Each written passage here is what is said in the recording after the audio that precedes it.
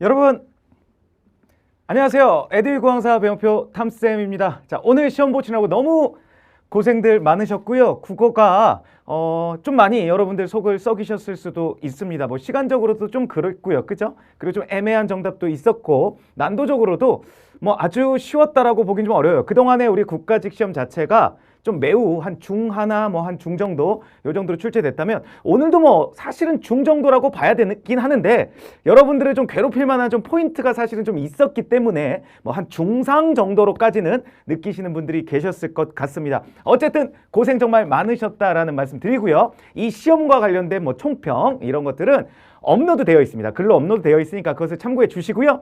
요 해설 강의는 그런 것보다는 문제 자체를 푸는데 집중할 수 있도록 하겠습니다. 자, 그러면 거두절미하고 1번부터 들어가 보겠습니다. 자, 1번 갑니다. 맞춤법에 맞는 것만으로 묶은 것은 그랬습니다. 근데 이게 사실 다른 것들에서 조금 어려움을 느끼셨을 수는 있어요. 근데 여러분들이 뭐만 아셨으면 사실은 맞출 수 있냐면 우리 두음법칙 배웠잖아요. 이 두음법칙만 정말 열심히 하셨다. 그럼 문제될 거 있다 없다? 없다라는 겁니다. 그죠? 일단 정답부터 한번 가보면 2번이잖아요. 그죠? 흡입량인데 이거 세 글자 패턴이잖아요. 그죠? 그럼 세 글자일 때는 결합되는 음이 단위 살펴보기로 했잖아요. 그러면 흡입되는 량이니까 여기 두음법칙 적용할 근거 있다 없다? 없다. 그러니까 이게 맞다. 맞죠? 그리고 우리 맨날 수업 시간에 했었던 원래는 요거죠. 구름량. 그런데 이게 뭐 고유어잖아요. 그죠? 이거 맨날 했던 거잖아요. 고유어니까 얘가 뭐가 된다? 한자어 중에서는 1번이 되기 때문에 두음법칙 적용돼서 구름양이 된다. 그죠? 그 다음에 정답란. 이것도 뭐 저거랑 같죠. 그죠? 정답란 그랬을 때 세 글자 패턴이다. 그러면 요렇게 된다. 그럼 얘가 1번으로 적용될 근거가 없다. 그러니까 가만 놔둬야 된다. 그죠? 그 다음에 칼럼란. 이것도 뭐 우리가 다 했었던 패턴이죠. 그죠? 원래는 요거다. 그죠? 그런데 요거는 뭐니까 이번에는 외래어니까 얘가 한자어 중에서는 1번이 됩니다. 그래서 어떻게 돼요? 이렇게 된다. 맞죠? 그래서 정답은 2번이에요. 그러니까 2번이 정답이 맞구나라고 확신을 할 수가 있는 단어들로만 구성이 되어 있어요. 그럼 나머지 것들 한번 보면 1번 솔직히 좀 헷갈리셨을 수 있어요. 꼭지점이 이게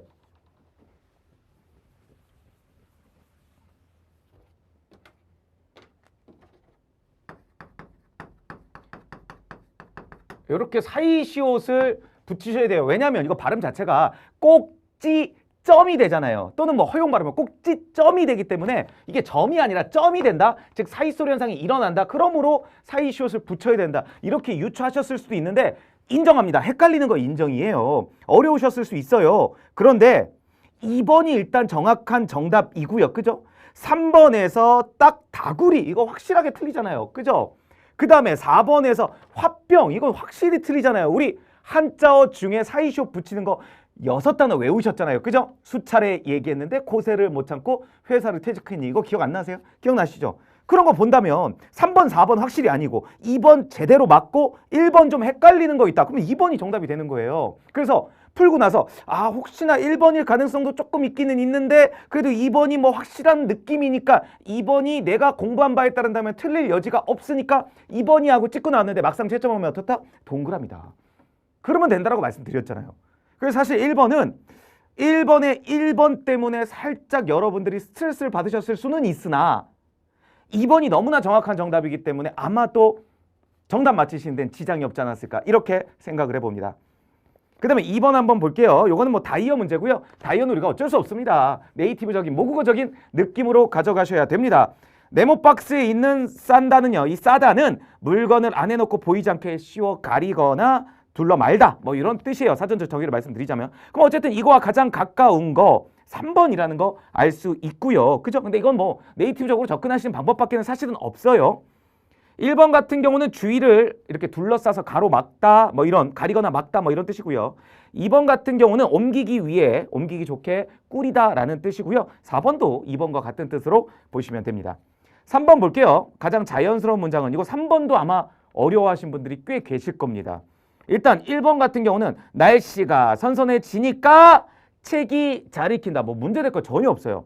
그럼 2번부터 뭐가 잘못됐냐? 이렇게 어려운 책을 속독으로 읽는 것은 하늘의 별 따기다 그랬어요. 근데 뭐가 일단 없냐면 이게 없어요. 주어가 없어요. 누가 이 행위를 하는 건지에 대한 주어가 빠져 있습니다. 그렇기 때문에 가장 자연스럽다고 보기는 어려워요. 이런 필수적인 성분이 빠져 있잖아요.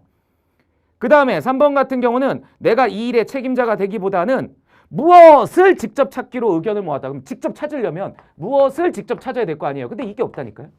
그래서 목적어가 빠졌다. 역시나 필수적 성분이 빠졌기 때문에 가장 자연스러운 문장이라고 보기는 어렵습니다. 아마 4번 때문에 많이들 헷갈리셨을 거예요. 근데 요 4번 혹시 제 수업 들으신 분들은 기억하실 겁니다. 동위문 기억나세요? 동위문?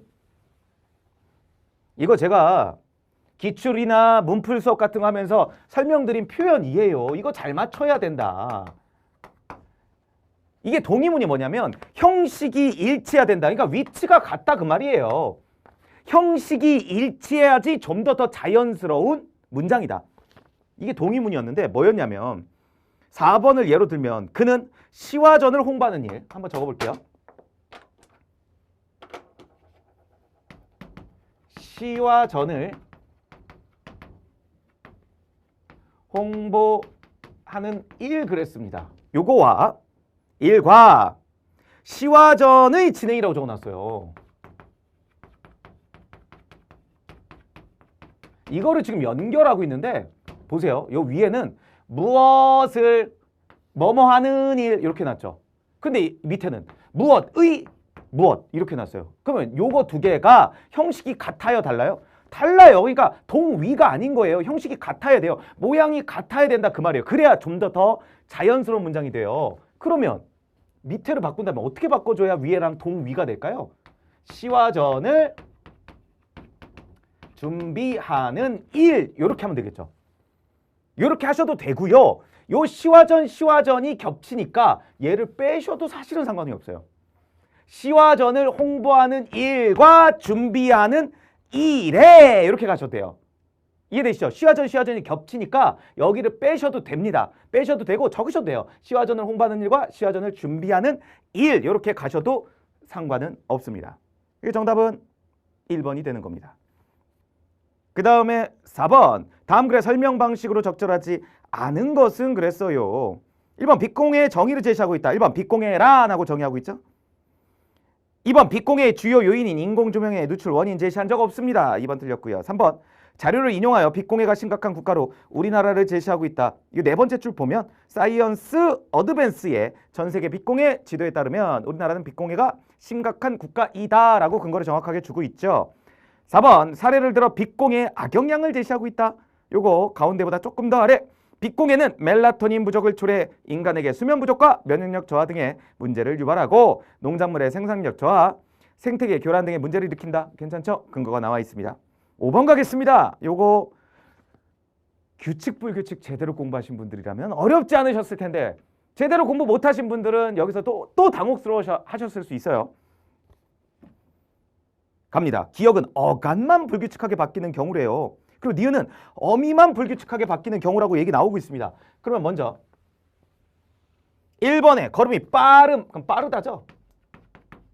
이 빠르다에다 원인과 결과 붙이면 어떻게 되죠? 빠르아서. 근데 우리 빠르아서라고 안 하고 뭐라고 얘기해요? 빨라서라고 얘기를 합니다. 그럼 어떻게 된 거냐? 여기가 지금 어간과 어미죠. 어간에 르를 떨어뜨리고요. 리을 붙였다. 무슨 불규칙? 르 불규칙 활용입니다. 그죠?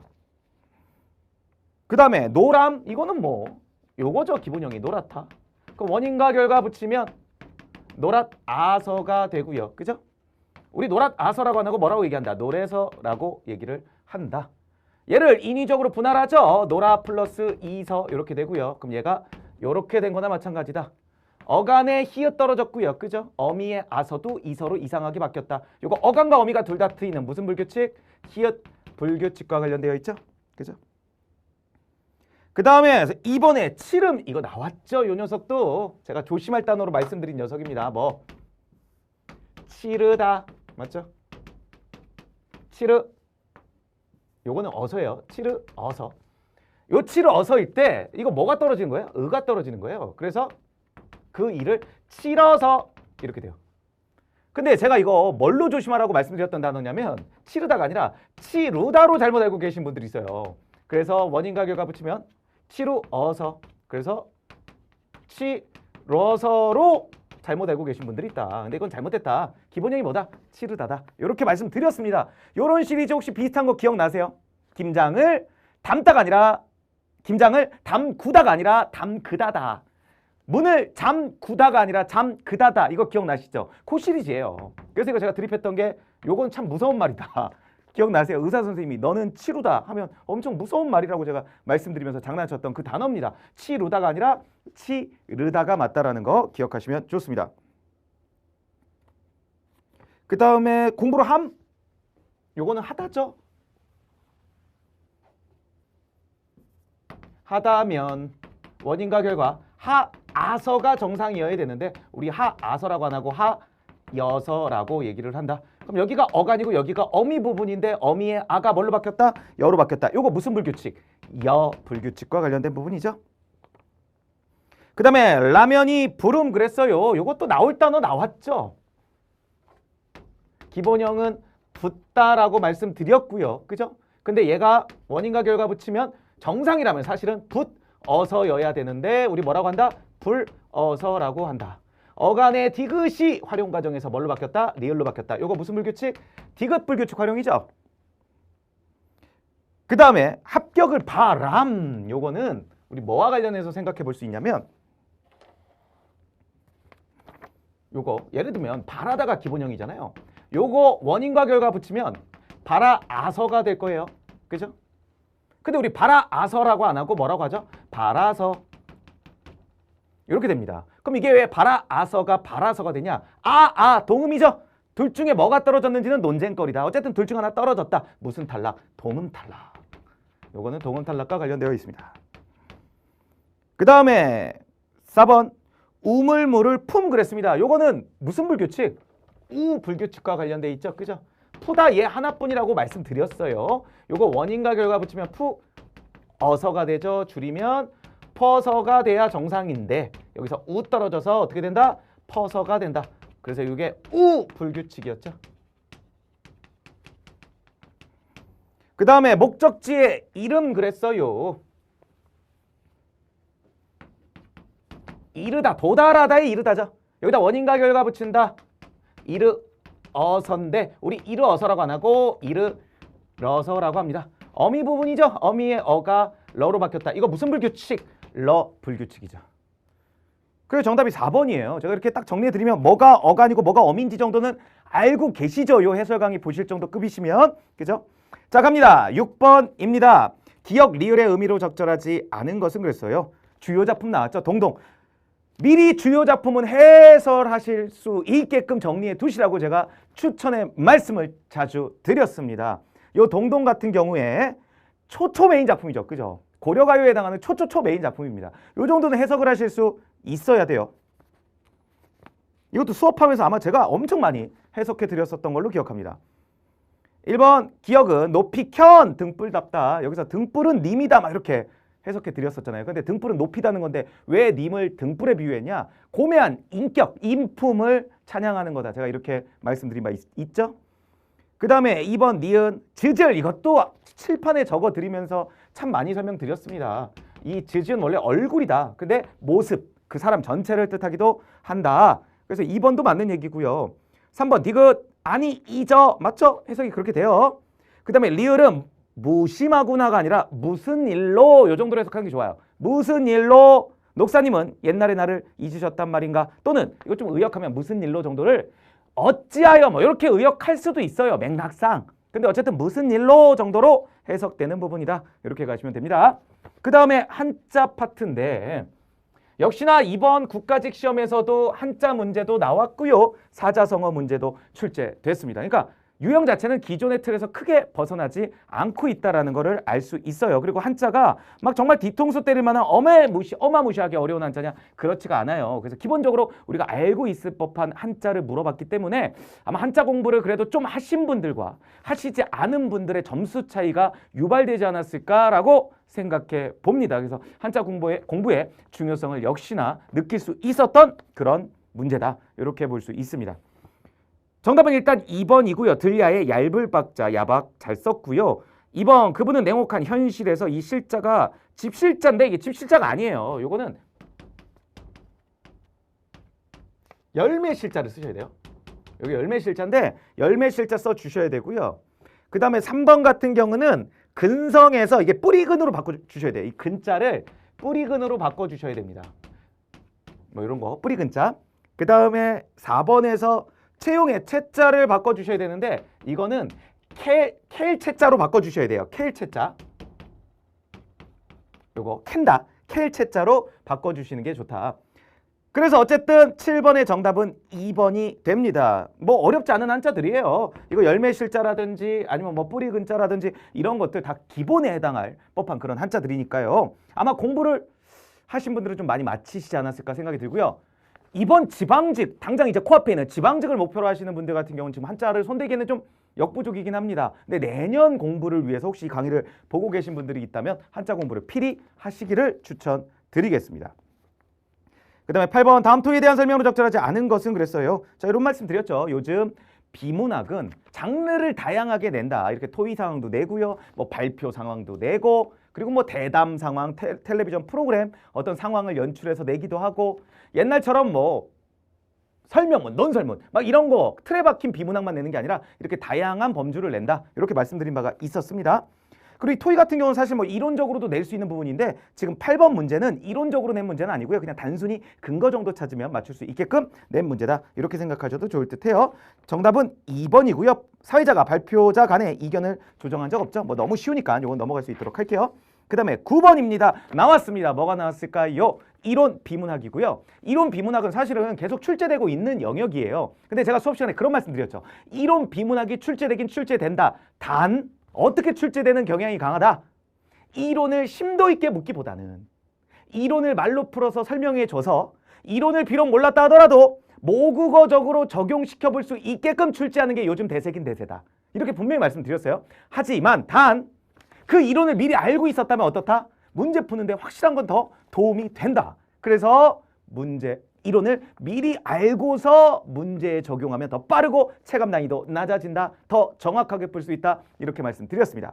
우리 9번 같은 경우는 공손하게 말하기라고 여기는 나왔는데 공손성의 원리라고 우리 교재에서 배운 부분입니다. 그러니까 이 정도 응용은 좀 가능해야 되겠죠. 그죠? 기억 같은 경우 자신을 상대방에게 낮추어 겸손하게 말한다. 요거 겸양의 원리죠. 그죠? 겸양의 경률이다. 뭐 이렇게 갈 수도 있어요. 겸양의 원리, 겸양의 경률. 이거 제가 기억 포인트 뭐라고 말씀드렸었냐면 겸양의 경률은 내 욕을 해라. 말하면서 내 욕을. 그러면서 수업 시간에 들어드렸던 예가 뭐냐면 딱 요 예예요. 아, 김 과장 이번 프리젠테이션 너무나 훌륭했어. 이번에 아주 그냥 사장님 만족도가 높으셔. 이러다 승진 나보다 빠른 거 아니야? 라고 이렇게 얘기하는 거죠. 그랬을 때 김 과장이 얘기합니다. 아유 아닙니다 부장님. 저 실력 없는 거 아시지 않습니까? 저 실력 부족한 거 아시지 않습니까? 이거 김 대리가 다 만들어준 거 저는 말로 발표만 한 겁니다. 이런 식으로 내 실력 부족하지 않습니까? 저는 능력이 없는 사람입니다. 모자란 사람입니다. 이렇게 내 욕을 하는 요 포인트를 잡으면 겸양의 경률이라고 분명히 말씀드렸었죠. 근데 1번 보시면 딱 그렇게 나왔죠. 2번 제출한 디자인 시안 정말 멋있었어. 아닙니다. 아직도 여러모로 부족한 부분이 많습니다. 이렇게 나오는 거예요. 2번 갑니다. 상대방의 처지를 고려하여 상대방이 부담을 갖지 않도록 말해야 된다. 요거 소위 얘기하는 요령의 경률이고요. 제가 수업 시간에 말씀드린 요령의 경률은요. 상대방이 부담을 갖지 않을 수 있도록 돌려서 얘기해라인데 여기서는 조금 다른 방향으로 나오긴 나왔죠. 예를 들면 A 보시면 미안해요. 생각보다 길이 막혀서 늦었어요. 괜찮아요. 쇼핑하면서 기다리니 시간 가는 줄 몰랐어요. 근데 확실한 건 뭐다? 네이티브적으로 부담을 줄여주고 있다는 건 느낄 수가 있어요. 그죠? 그 다음에 디귿 상대방이 관용을 베풀 수 있도록 문제를 자신의 탓으로 돌려 말해야 된다 그랬어요. 요거 소위 얘기해서 관용의 경률이라고 제가 수업해 드린 부분이고요. 포인트를 내 탓해라. 내 탓하면서 얘기해라. 요게 포인트라고 말씀드렸죠. 그러면서 얘를 뭘 들려드렸었냐? 친구가 나한테 얘기를 하는 거예요. 목소리 엄청 작게 얘기합니다. 그랬을 때 이렇게 얘기를 하는 거죠. 사실 친구가 목소리를 작게 얘기해서 내가 못 알아들은 건데 일단 내 탓을 해주는 거예요. 저 미안한데 내가 잠시 딴 생각을 했는지 너 말을 못 들었어. 다시 한번 얘기해 줄래? 이렇게 얘기하는 거라고 말씀드렸죠. 그러니까 사실은 친구 때문에 못 알아들은 건데도 일단 누구 탓을 해줘라? 내 탓을 해주는 게 예의 바른 표현이다. 이렇게 말씀을 드렸고요. 근데 거기 3번 문제 보면 3번 선택지 보면 혹시 내가 설명한 내용이 이해 안 가니? 네 목소리가 작아서 내용이 잘 안 들렸는데 다시 한번 크게 말해줄래 그랬어요. 이러면 남 탓한 거죠. 내 탓한 게 아니에요. 그래서 잘못된 거다. 이렇게 보시면 됩니다. 그래서 정답이 3번이에요. 4번 리을과 관련된 거. 요거 수익에서 동의의 경률이죠. 이거 제 수업 들으시는 분들은 아마 기억하실 겁니다. 뭐죠? 여자친구가 남자친구에게 얘기합니다. 남자친구가 여자친구에게 얘기합니다. 우리 오늘 점심 뭐 먹을까? 그랬을 때 여자친구가 얘기를 하죠. 오징어 덮밥 딱 이렇게 얘기를 합니다. 근데 난 사실 뭐가 먹고 싶다? 돈가스가 먹고 싶다. 그랬을 때 아닌데 오징어 덮밥 최악의 메뉴인데 돈가스 먹고 싶은데 이러면 안 된다. 이거 예의 없는 거라고 제가 말씀드렸죠. 어떻게 해야 된다? 일단 동의해라. 이게 동의의 경률이죠. 일단 동의해주고 그 다음에 뒤에 후토크로 마무리해라. 제가 이렇게 분명히 말씀드렸었잖아요. 그래서 영희야 뭐 먹을래? 오징어 덮밥. 그럼 속으로 오징어 덮밥이 정말 먹기 싫었어도 일단 1차적으로 뭐 해줘라? 동해줘라.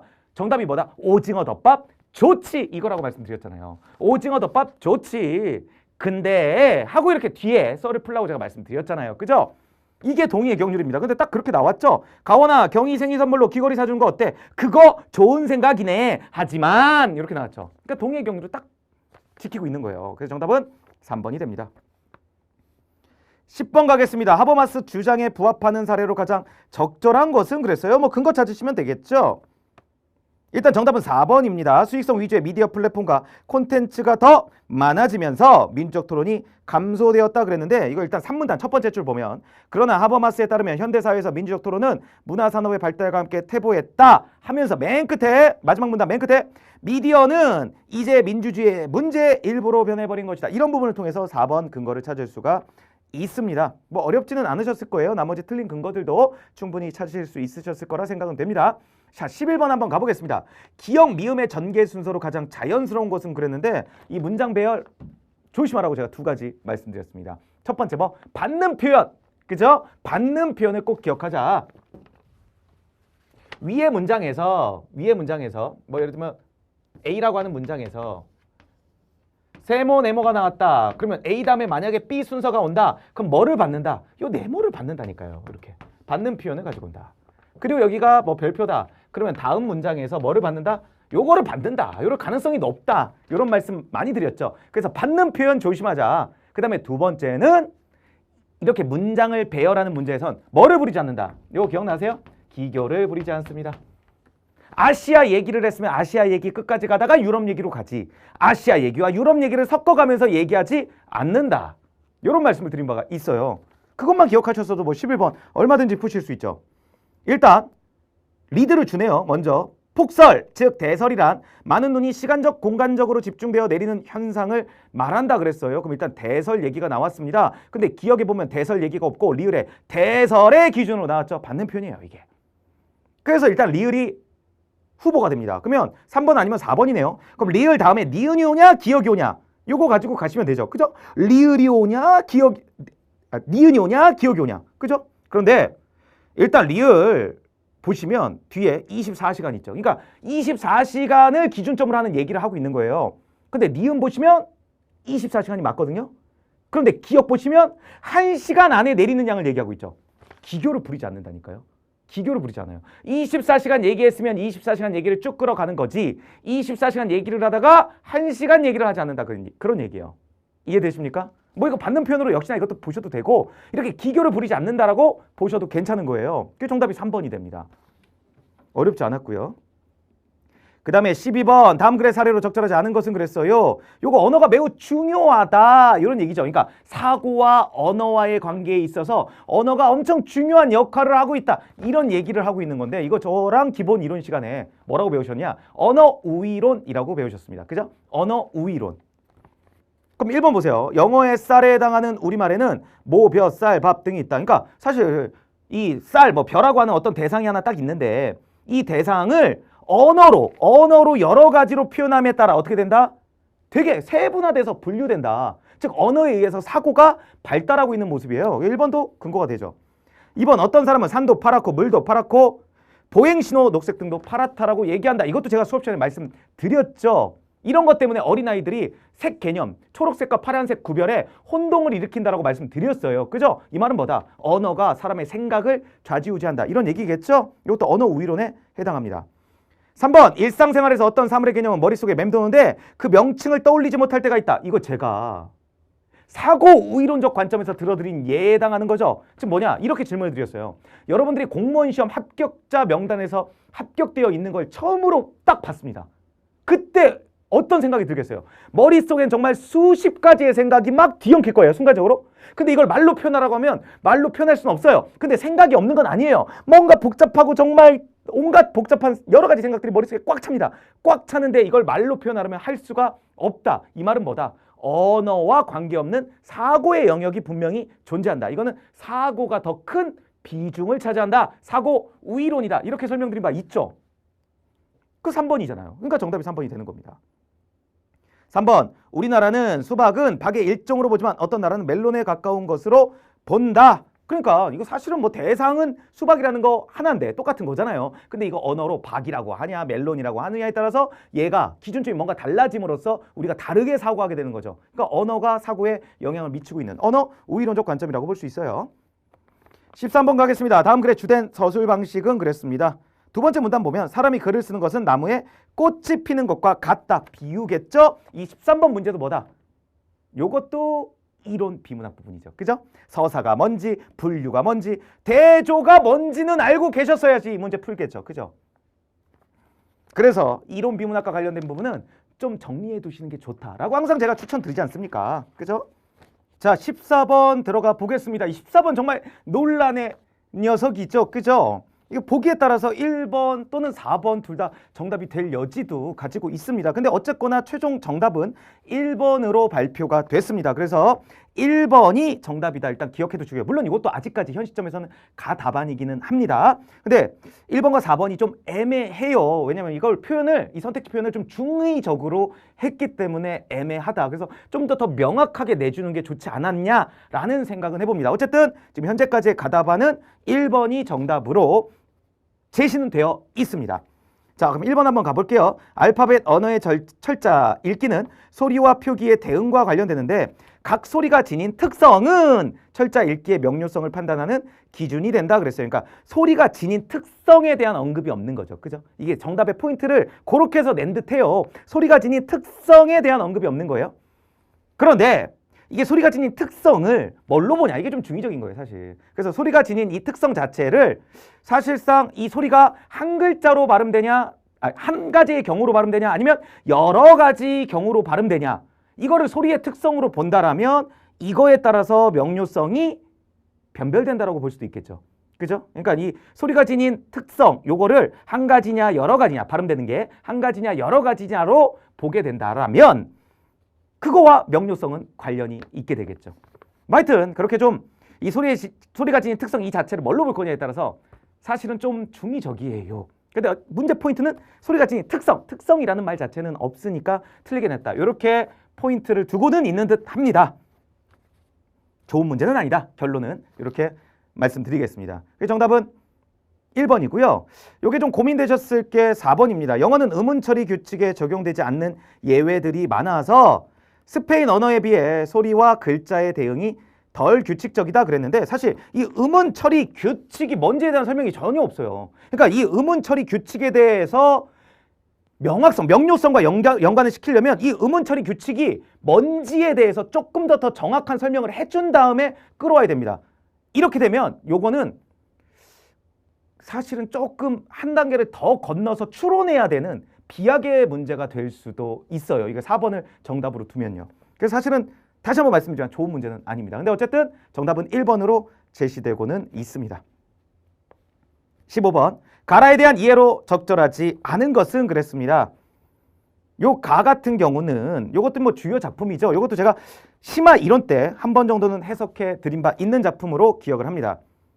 반중 상 위에 소반 위에 놓인 조홍감이 붉은 감이 고와도 보인다. 유자라는 그 과일이 아닐지라도 품어갈 법도 하다마는 품어가봤자 반기는 사람이 없기 때문에 그것을 서러워한다 그랬어요. 그러니까 감이 있어요. 친구 집에 놀러 갔는데 이 감을 대접받은 거죠. 근데 이제 감을 먹어야 되는데 안 먹고 이렇게 품에 넣고 있는 거예요. 왜 넣고 있냐? 집에 가져가려고. 그럼 아꼈다 먹으려고? 아니고요. 집에 가서 부모님 드리려고 하는 거예요. 근데 품어가지고 가봐야 드릴 부모님이 없다. 안 계신다. 이 말은 뭐예요? 돌아가셨다는 얘기겠죠? 그래서 돌아가신 부모님을 그리워하고 있는 건데 이 1번에 보면 고사의 인용이다 그랬는데 이러면 이게 배경 지식을 묻는 문제가 돼버리죠. 근데 주요 작품에 한해서는 일부 배경 지식을 물을 수도 있다라고 제가 누차 항상 말씀드립니다. 그러니까 조심은 하셔야 돼요. 근데 뭐 이화 감상 정도만 읽어보셨어도 사실은 충분히 언급될 법한 그런 수준의 배경 지식이기는 합니다. 요게 육적이라는 사람과 관련된 회귤 고사예요. 이 육적이 6살 때 원술이라는 집에 가서 귤을 대접받았는데 그 귤을 품에 이렇게 가져갔대요. 그래서 마지막 인사를 하는데 귤이 또르륵 이렇게 굴러 떨어진 거죠. 그래서 아니 귤을 왜 안 먹고 이렇게 가져가니 그랬더니 아 부모님 드리려고 한다 이렇게 얘기했다는 그런 고사입니다. 그 고사 내용과 같죠? 귤을 뭘로만 바꾼 거예요? 감으로만 바꾼 거죠. 그래서 그 고사를 인용해서 돌아가신 부모님에 대한 그리움을 표현하고 있다. 뭐 그런 얘기고요. 2번 나는 의태적 심상을 통해 임에 대한 기다림을 표현하고 있다. 이것도 뭐 메인 작품이죠. 황진이 작품이잖아요. 서리서리 구비구비 이게 우리말을 잘 살린 거고요. 그죠? 그리고 의태어적 표현이다. 이런 것들 항상 시험에 나온다라고 제가 말씀을 좀 드립니다. 그래서 2번 맞는 얘기고요. 3번 다는 대구와 반복을 통해 자연에 귀하려는 의지를 표현하고 있다. 이 다도 뭐 정말 여러 번 한 작품이다. 이렇게 생각하시면 되겠고요. 말 없는 정산이요 태 없는 유수로다. 값 없는 청품이요 닌자 없는 명어리로다. 뭐 대구법, 반복법 쓰이고 있다라고 볼 수 있고요. 자연조화 뭐 이런 노래죠. 그죠? 3번도 맞는 얘기고요.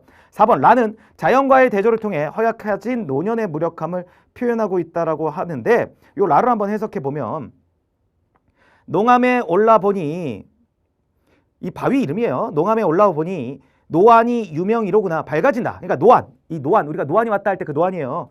유명이로구나. 밝아지는구나. 인사가 변한들 이거 사람 일이죠. 사람 일은 변한다 하지만 산천이든 가셀까. 산천 자연이죠. 자연은 변하겠는가. 변하지 않는다 그런 얘기예요. 암전 바위 앞에서 모수모구 이거 모수모구는 어느 물 어느 언덕이라는 뜻이거든요. 그러니까 자연이라고 해석하시면 돼요. 자연이 어제 본 듯하여라. 어제 본 것처럼 반갑다 뭐 이런 뜻이에요. 그러니까 자연 좋다 이런 얘기겠죠. 그래서 자연과의 대조를 통해 허약해진 노년의 무력함을 표현한다. 이런 근거는 찾기 어렵습니다. 16번 이상의 권태고요. 이것도 메인 작품이라고 볼 수 있습니다. 수필이고요. 이상이 시골에서 말 그대로 제목 그대로 권태로움을 느끼고 있는 마음을 표현한 글이다. 이렇게 생각하시면 되겠습니다. 정답 1번이죠. 대상의 행위, 소가 이렇게 풀을 씻고 있는 그런 행위를 통해 글쓴이의 심리가 투사되고 있다. 1번이고요. 2번 과거의 삶 회상한 적 없고요. 글쓴이의 처지를 후회한 적 없습니다. 그리고 공간의 이동 안 나타나 있고요. 그 다음에 4번 현실에 대한 글쓴이의 불만이 반선적 어조로 표출된 적도 없습니다. 자, 17번 김정한의 산거족 이것도 메인 작품이라고 볼 수는 있어요. 그런데 소설 문제로 출제한 게 아니죠. 사자성어 문제로 출제했다. 그래서 이번 시험의 특징 중에 하나가 산문 영역을 이상의 권태, 이 수필, 현대 수필로 출제하는 대신 고전 소설이든 현대 소설이든 출제하지 않은 거예요. 그래서 소설 문학이 출제되지 않았다. 이렇게 볼 수 있는 그런 시험이다. 왜냐 17번은 사자성어와 관련된 문제이기 때문이겠죠. 뭐 소설 문제라고 봐도 되긴 되고요. 17번 요거 맥락 읽어보시면 속수무책 뭐 요 정도는 아마 끄덕여지실 듯합니다. 18번 다음 글의 특징으로 가장 적절한 것은 그랬어요. 이 조병화 나무의 철학은요 뭐 초메인이다 이렇게 보긴 좀 어려워요. 그러니까 다소 덜 유명한 시다 이렇게 보시면 되겠고요. 이렇게 메인 작품만 나오는 게 아니라 이렇게 메인이 아닌 작품 즉 주요 작품이 아닌 작품들도 얼마든지 출제될 수 있으니까요. 수능형 접근 연습 그죠? 문학 수능형 접근 연습 필히 열심히 하셔야 된다. 이런 말씀 다시 한번 드리겠습니다. 1번 문답법을 통해 과거의 삶을 반추하고 있다. 일단 진짜 묻는 게 아니에요. 이거 서리법이기 때문에 문답법이라는 표현도 좀 어색하고요. 삶을 반추한다. 이런 것들도 뭐 특별히 근거가 있다고 보기는 어렵습니다. 2번 반어적 표현을 활용하여 반어법 쓰이지 않고 있고요. 3번 사물을 의인하여 현실을 목가적으로 보여주고 있다. 목가적이라는 건 농촌 같은 데서 소박하고 평화롭게 이렇게 서정적으로 살고 그런 모습 이런 것들이 목가적이죠. 그죠? 그러니까 목가적과는 관련이 없죠. 4번 서리적 표현 있어요. 그죠? 삶의 깨달음을 강조하고 있다. 맞아요. 살아가노라면 가슴 아픈 일이 한두 가지겠는가? 이렇게 서리법을 쓰고 있죠. 한두 가지가 아니다. 이렇게 표현하고 있는 거고요.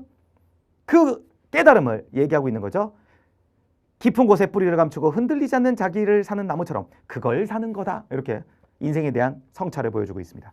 그다음에 19번 기억에 들어갈 말로 가장 적절한 것은 그랬어요. 뭐 요거는 4번 정도 아마 쉽게 넣으실 수 있으셨을 거예요. 20번 가겠습니다. 다음 글에서 추론한 내용으로 적절하지 않은 것은 그랬습니다. 정답은 1번이죠. 호랑나비는 나비와 동일한 종에 속하지만 나비에 비해 정보량이 적다.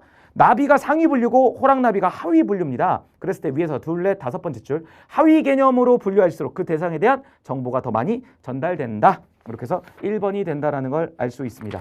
자, 이렇게 보시면 일단 좀 빠르게 정리를 좀 해드렸어요.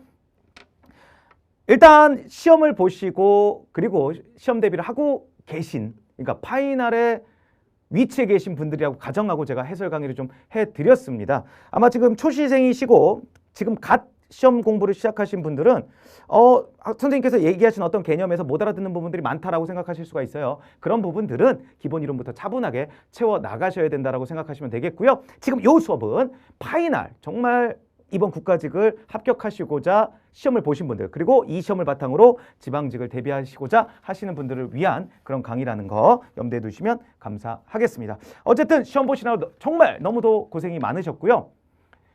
지금 제가 꼭 드리고 싶은 말씀은 뭐냐면 시험을 잘 보신 분도 계실 거고요. 시험을 잘 보시지 못하신 분도 계실 겁니다. 근데 확실한 건 뭐냐면 우리는 6월 달에 지방직, 서울시직 시험을 앞두고 있습니다. 요즘에 공무원 되기 유리하다, 호시절이다 이런 얘기가 나오는 거는요. 사실 국가직 시험 때문이 아니에요. 지방직 시험이 상대적으로 예전에 비해서 합격하기가 매우 수월해졌기 때문에 나오는 말들입니다. 그러면 드리고 싶은 말씀 뭘까요? 이 국가직 시험에 너무 좌절해 계셔서 혹시 내가 생각했던 것보다 점수가 잘 안 나와서 슬퍼하시다 보니까 이게 좀 후유증이 커서 지방직 시험을 대비하는데 큰 영향을 미친다? 이러면 지방직 시험 경쟁자 좋은 일 시키는 거라는 거 명심하시기 바랍니다. 아직 우리에겐 충분히 합격할 가능성이 있는 지방직이 남아 있습니다. 국가직에 좌절 마시고요. 속상하시겠죠. 그죠? 잘못 보셨으면 훌훌 털어버리셔야 돼요. 속상한 건 지방직 끝나고 속상하셔도 안 늦어요. 지방직까지는 일단 쉼없이 달리겠습니다. 국가직에 비해서 합격할 가능성 그리고 여지가 큰 시험이 지방직이라는 거 명심하시고요. 힘내시기 바랍니다. 그리고 잘 보신 분들은 그동안의 노력 보상 받으셔서 그거 정말 제가 축하드린다는 말씀도 드리겠습니다. 고생 많으셨고요. 지방직 대비해서 또 인사드리고요. 지방직 풀서비스에서도 인사드릴 수 있도록 하겠습니다. 고생하셨습니다. 또 다음에 뵙겠습니다. 수고하셨습니다.